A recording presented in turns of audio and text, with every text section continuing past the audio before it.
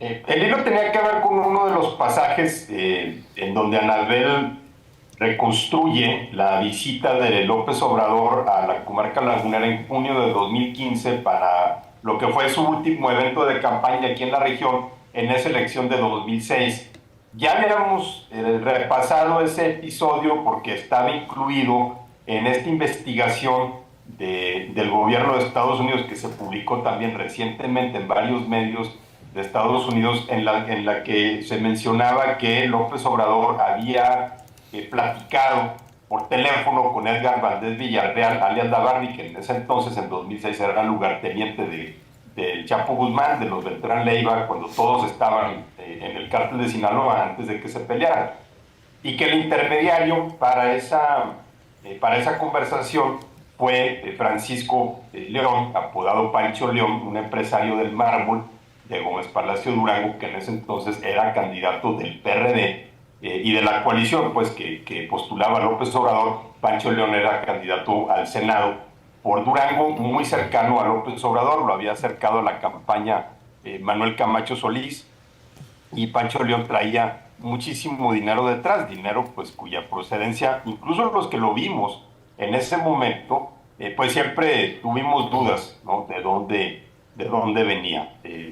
Anabel hace referencia, por ejemplo, a un meeting que fue el cierre de campaña de López Obrador, en donde estuvo la arrolladora Banda Limón, que obviamente costó un dineral, en donde Pancho León, por ejemplo, se llevó 10 camionetas Hombres nuevecitas, pintadas de amarillo, así el amarillo del PRD, y las puso ahí a disposición de la campaña, obviamente un acarreo masivo.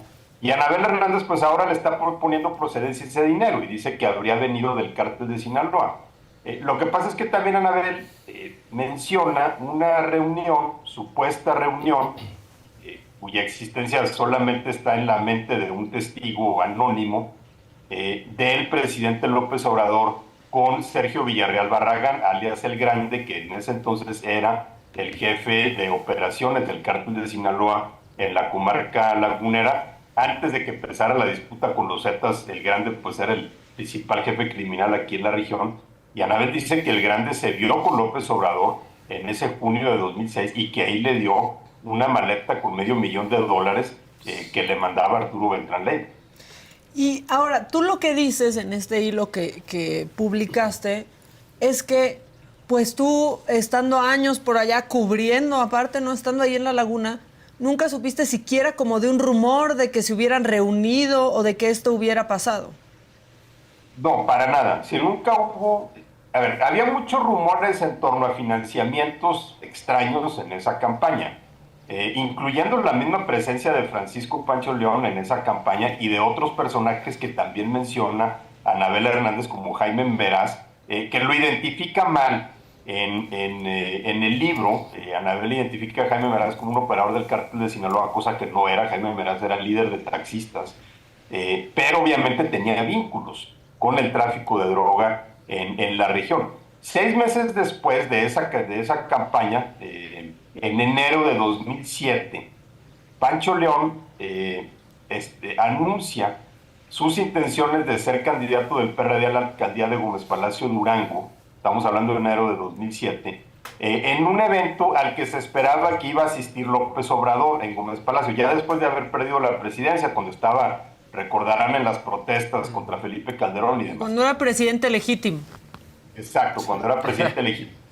No llega López Obrador, tiene ahí algún contratiempo que no llega. Pancho León aprovecha que ya tenía prensa ahí reunida, yo recuerdo que yo estaba ahí, y ahí anuncia que quiere ser candidato a la presidencia municipal de Gómez Palacio. Ahí estaba Jaime Meraz, este líder de taxistas. Ese día en la noche, Jaime Meraz, su esposa y su hijo y un ayudante son asesinados en su casa por un grupo armado que irrumpió en su casa y los coció a balazos. Ese mismo día. Y esa misma vez también fue la última vez que se vio a Pancho León, el empresario marmolero, candidato al Senado, que acompañó a López Obrador en toda esa gira. Fue la última vez que se le vio con vida. Poco después se reportó su desaparición y nunca volvió a aparecer. Su desaparición se reportó en febrero de 2007. Entonces había muchos elementos para pensar que algo pues, irregular estaba pasando en torno a la campaña de López Obrador en 2006, ¿no? Sobre todo cuando alrededor estaba la presencia de personajes como Pancho León o como Jaime Meraz, que era líder de taxistas y también era líder del PRD en Gómez Palacio. Sin embargo, nunca que yo recuerde se rumoró que López Obrador hubiera tenido algún tipo de reunión con el Grande. Y últimamente, o sea, ayer más bien, leyendo los pasajes en el libro de Anabel, he estado tratando de refrescar la memoria. Incluso le llamé a un par de personas que también vivieron de cerca en la campaña en esos días, y sí coincidimos. Hay muchos detalles físicos en el libro de Anabel que coinciden. Por ejemplo, la ubicación de la oficina de campaña de Pancho León está donde Anabel dice que está. Sin embargo, en lo que yo recuerdo de la logística de López Obrador en ese evento de campaña, y lo recuerdo porque lo seguimos bastante. De hecho, ayer me sorprendió que en el mismo libro Anabel cita la crónica que yo publiqué de ese evento al día siguiente. Simplemente no puedo encontrar en qué momento López Obrador se perdió de vista para irse a reunir con el Grande de manera clandestina a un hotel de Gómez Palacio. Justo por eso quería platicar contigo, Javi, porque tú tienes el contexto de lo que estaba sucediendo, ¿no? En ese momento, en esa época, porque lo viviste, porque estabas ahí, y hoy lo ves retratado en el libro de Anabel. Y justo eso es lo que te quería preguntar. O sea, ¿encuentras coincidencias? A ver, Anabel relata muchas cosas que pasaron porque están registradas públicamente que pasaron. El evento, de hecho, con el acarreo masivo que hubo, se juntaron más de 40,000 personas ahí. Cómo Pancho León le metió cantidades demenciales de dinero a la campaña de López Obrador, dinero pues que no sabemos bien de dónde vino. Obviamente la relación personal de Pancho León con el Grande está fuera de toda duda. Eran contemporáneos, se movían en los mismos círculos sociales, sí había una relación. El Grande era una persona que se relacionaba socialmente aquí en la comarca lagunera. Yo mismo me lo encontré un par de ocasiones en restaurantes. Es decir, era una persona conocida en ciertos círculos sociales, y cuya actividad dentro del narcotráfico, digamos que se hablaba en voz muy baja, ¿no? Pero pues era una época también en la comarca lagunera en la que el narcotráfico todavía no nos había traído la ola de violencia que nos trajo después. Entonces, pues era visto bajo otra luz. Entonces, no hay duda que había ese tipo de relaciones políticas, sociales, entre personajes del PRD, como lo era Pancho León, como lo era Jaime Meraz, con personajes del narcotráfico como lo era el Grande. Eso está fuera de toda duda. Que López Obrador se hubiera reunido con un personaje como el Grande, ¿no? Que era lugarteniente de los Beltrán Leiva, jefe del cártel de Sinaloa en La Laguna, se me hace más difícil de creer. Claro, a la luz de lo que hemos visto últimamente, cuando ya se reúne con todo desparpajo con la mamá del Chapo, y se refiere a ellos como el señor y los trata con todo el respeto, pues uno pensaría que a lo mejor tiene una práctica de venirse reuniendo con estas personas desde hace mucho tiempo. Yo lo único que estoy diciendo es que en lo que yo he podido reconstruir de esos días de campaña, simplemente no parece que hubo un momento para que López Obrador se diera esa escapada. Esa campaña fue muy popular aquí en la comarca lagunera, atrajo mucha atención, mucha gente, por ejemplo, que lo fue a recibir al aeropuerto ese día, que acompañó la camioneta de López Obrador al meeting, al evento, y después del evento, que ahí es en donde Anabel no cuadra el momento en el tiempo en el que se habría dado esa reunión. Antes del evento no pudo haber sido, porque López Obrador se fue directo del aeropuerto al evento, y después del evento parece difícil porque se fue directo del evento al hotel en donde se estaba quedando, que era un hotel en Torreón. Eso yo lo sé porque yo fui ahí a tratar de conseguir una entrevista que finalmente me mandó por un tubo. Entonces no había manera ahí, o no cuadran los tiempos para que hubiera habido ese espacio, ¿no? Para que se reuniera con un personaje así. Oye, Javier, una pregunta. Anabel es muy criticada por esto precisamente, ¿no? Porque de pronto tiene estos detalles que no se pueden comprobar o no es tan sencillo comprobar, pero le hacen sentido a la gente, a los detractores del personaje del cual está hablando. Tú como periodista, ¿qué piensas de su trabajo? Es decir, ¿qué es lo qué valía tiene, no ella en general, sino este producto? O sea, ¿en qué aporta al discurso nacional el libro de Anabel, a tu parecer?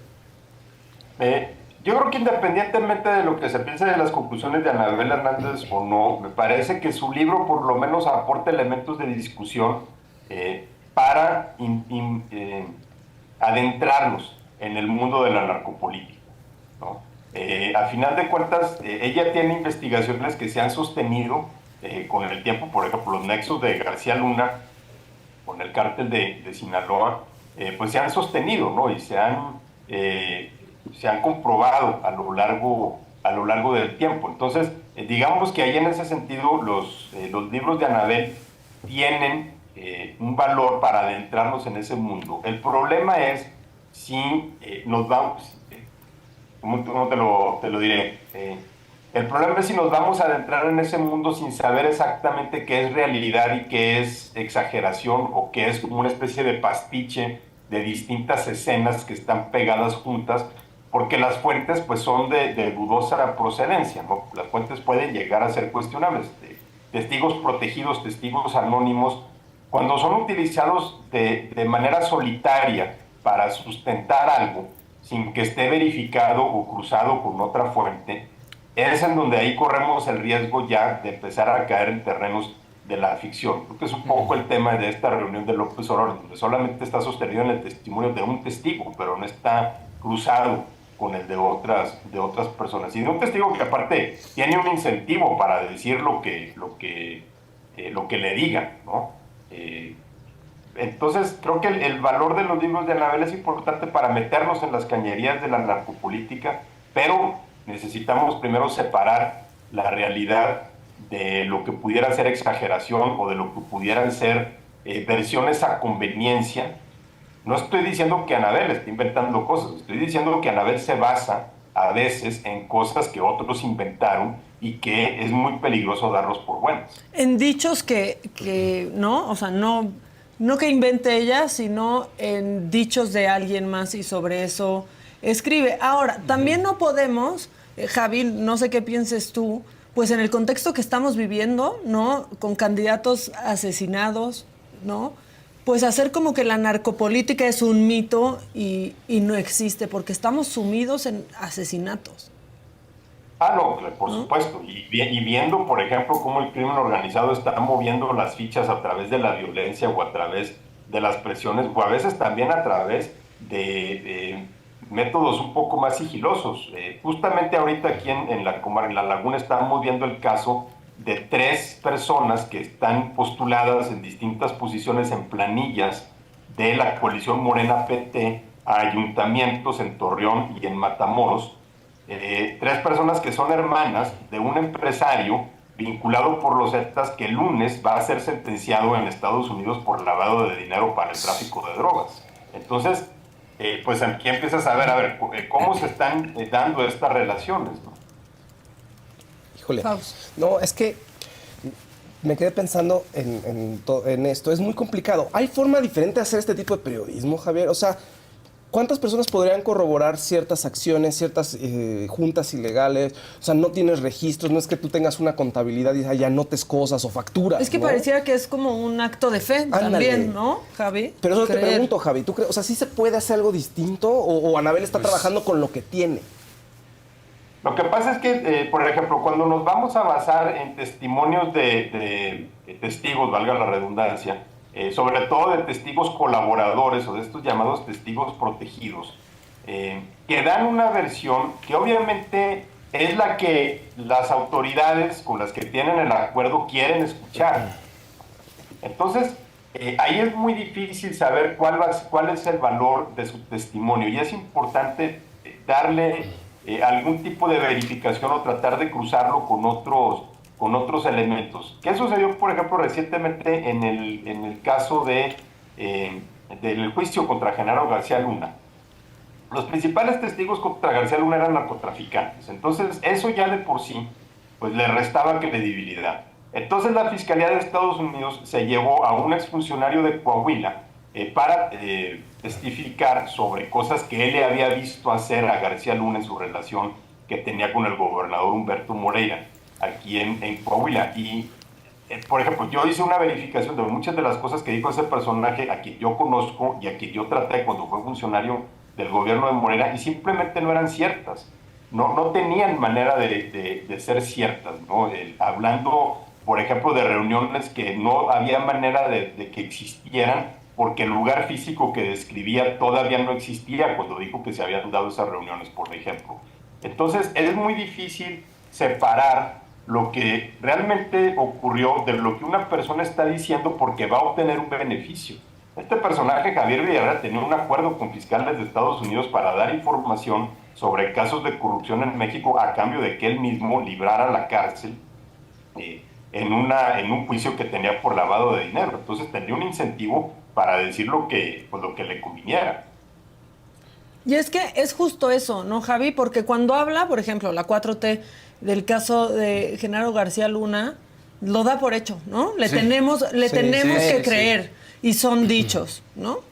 Y de pronto cuando habla Anabel Hernández o saca este libro, sale la 4T con que ¿por qué le vamos a creer? Si son dichos. Sí, y claro. Entonces estamos todos perdidos, flotando.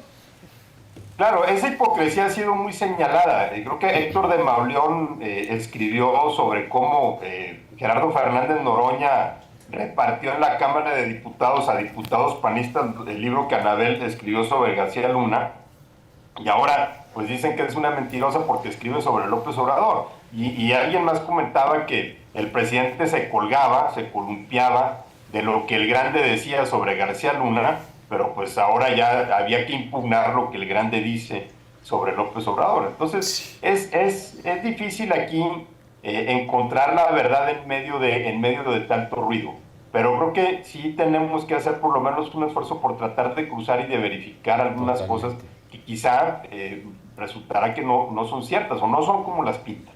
Claro, y de los dos lados, ¿no? Porque, o sea, por ejemplo, aquí en el chat ya se desatan pasiones, que si prácticamente estamos defendiendo posturas, y la verdad es que no, justo lo que decimos, de los dos lados pasa. Nos pide la 4T que creamos dichos, ¿no?, sobre García Luna, y si no los creemos estamos de ese lado y estamos defendiendo a Genaro García Luna, pero de pronto nos pide que no creamos esto, y está basado en prácticamente lo mismo.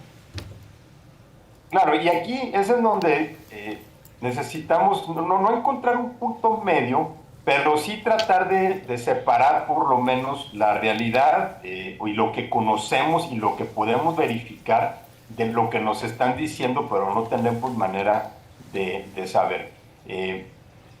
Regresando al caso de López Obrador y esta reunión en Gómez Palacio, a mí no me queda duda, con base en lo que he reporteado y con base en lo que pasó después, que había vínculos del narcotráfico con las campañas del PRD en la laguna de Durango. Eso no me queda absolutamente ninguna duda, particularmente después de lo que pasó, el asesinato de uno de los líderes del PRD, un líder de taxistas que sabíamos que tenía vínculos con el negocio de la droga, y la desaparición de la persona que había sido candidato del PRD al Senado en Durango. Entonces, ahí hay elementos muy sólidos para pensar. De ahí a que el presidente se hubiera reunido con un narcotraficante para recibir dinero, una cosa no sigue de la otra, y simplemente no hay tantos elementos para sostener lo segundo. Que no estamos diciendo que está mintiendo Anabel, que no estamos diciendo que no creemos, simplemente se está haciendo un cruce de información, es lo que estás haciendo tú, Javi. Claro, se está dando por buena una versión que solamente tiene un sustento, que es el testimonio de una persona que no sabemos quién es y que tiene un incentivo para decir lo que la autoridad que lo interroga quiere que diga. Y mira, ahorita nos dicen en el chat, ahora resulta que lo de García Luna son dichos, ahora resulta que la justicia de Estados Unidos se va a basar en dichos. Pues es que no han mostrado pruebas. No, son dichos. Lo que pasó, lo que te comentaba ahorita con el caso del testimonio de Javier Villarreal, este exfuncionario de Coahuila sobre García Luna, tiene que ver con lo mismo. Es solamente los dichos de Javier Villarreal, por ejemplo. Pero Villarreal dijo, por ejemplo, que Humberto Moreira gestionó una reunión entre Juan Francisco Ili Ortiz, el dueño del periódico El Universal, con García Luna, porque no se conocían. en 2008. Y era absurdo pensar, ¿no?, que el director de uno de los principales periódicos del país y el secretario de Seguridad Pública no se hubieran conocido. Y la defensa de García Luna presentó agendas y calendarios diciendo que ambos tenían reuniones desde por lo menos 2 años antes. Y se conocían desde por lo menos 2 años antes. Entonces, aquí tenemos a un testigo que estaba diciendo lo que los fiscales querían que dijera. Y me parece que ocurre un poco lo mismo en algunos de estos testimonios. Olvidemos si se trata de García Luna o si se trata de López Obrador. La realidad es que cuando lo único que tenemos es el dicho de un testigo que tiene un incentivo para crear una historia, se vuelve problemático basarnos en eso como la realidad. ¿Habrá alguna yo no veo que esto pueda llevar alguna consecuencia legal o algún proceso, pero tú ves o qué podría pasar con estas declaraciones de Anabel?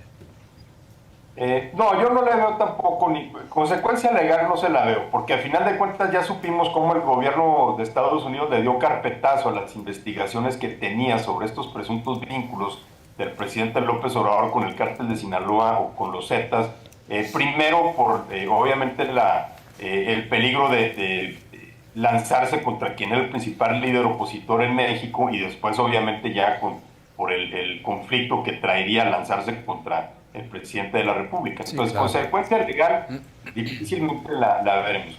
Consecuencia política, creo que esta narrativa de vínculos del actual gobierno con el narcotráfico sí está pegando y sí está calando y sí está descuadrando las expectativas que tenía el presidente para el cierre de su sexenio. Sí. Creo que esta no la veía venir, no la esperaba, puede tener una consecuencia política importante, sobre todo porque todo lo que se ha publicado desde los reportajes con base en las investigaciones de Estados Unidos hasta ahora, libro como este de Anabel Hernández, de alguna manera confirma lo que mucha gente ya sospechaba, que era algún tipo de pacto o protección que tenía el presidente con el crimen organizado, simplemente porque no se combatía.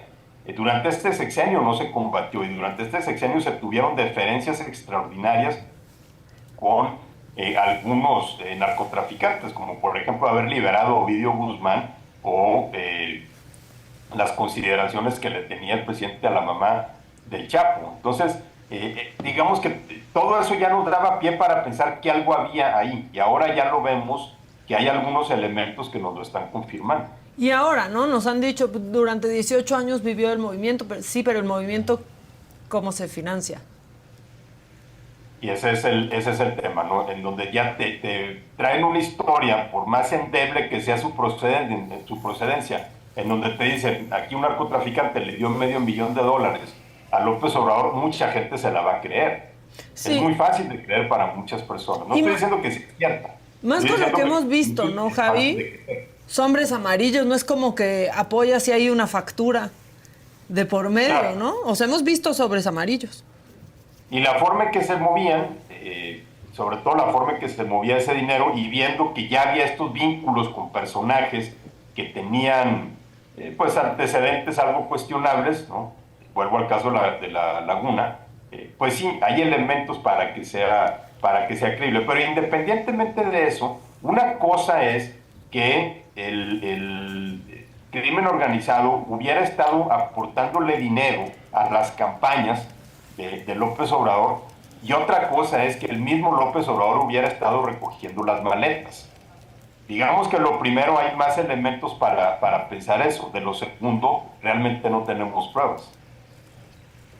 Pues muy bien, Javi. Mira, este tema la verdad es que levanta pasiones, ¿no? Aclarar que nosotros no estamos hablando ni desmintiendo a Anabel, ni dando por hecho lo que dice Anabel, simplemente estamos pues diciendo lo que publica y el contexto que tú tienes por haber estado cubriendo, ¿no? En La Laguna por tantos años, dirigiendo distintos medios de comunicación, ¿no? Solamente pues aclarar eso. Aquí no estamos desmintiendo, porque de pronto dicen un periodista desmintiendo a otro.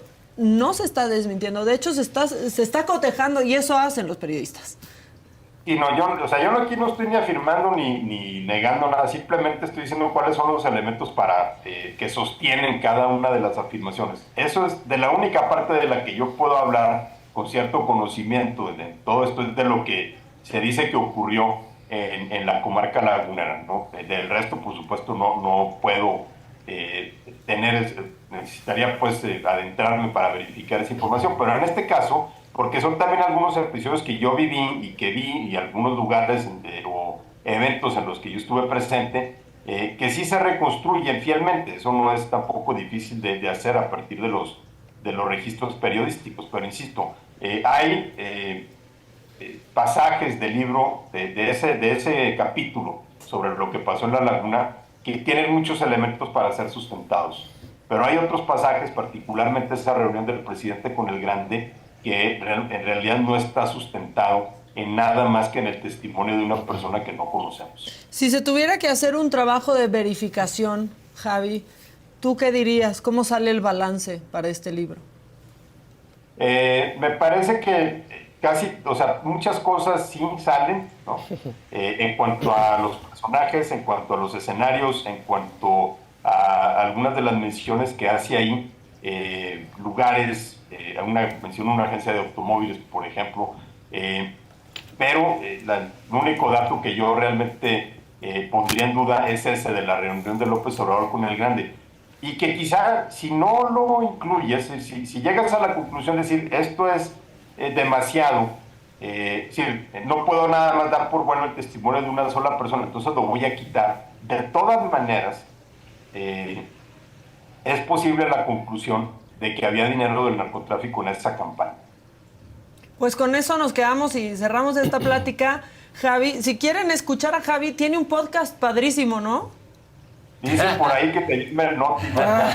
Exactamente, sí. Que se llama el Noti, que está en los sí. primeros lugares de los podcasts de noticias en nuestro país. Ahí pueden escuchar a Javier Garza. No sé por qué está junto a mí, pero está junto a mí cada mañana. Muchas gracias, Javi. Todos los días ahí estamos desde muy tempranito en todas las plataformas. Gracias, Javi, por darnos este panorama. Y pues al leer el libro, para mala suerte de Anabel, ya está en PDF. Sí, Todo WhatsApp ya lo mandó por PDF, seguro ya les llegó. Y si no, ya les va a llegar. Muchas gracias, Javi. Estamos en contacto. Nos escuchamos mañana. Gracias, Maca. Abrazos a todos. Saludos, Javi. Un abrazo para Javier Garza, gran cronista de todo lo que sucede en la laguna. Vean un poco de su carrera porque colabora en grandes medios también. Está con Loret, está con Denise, está aquí, está en el Noti. Pues nada, a mí siempre me encanta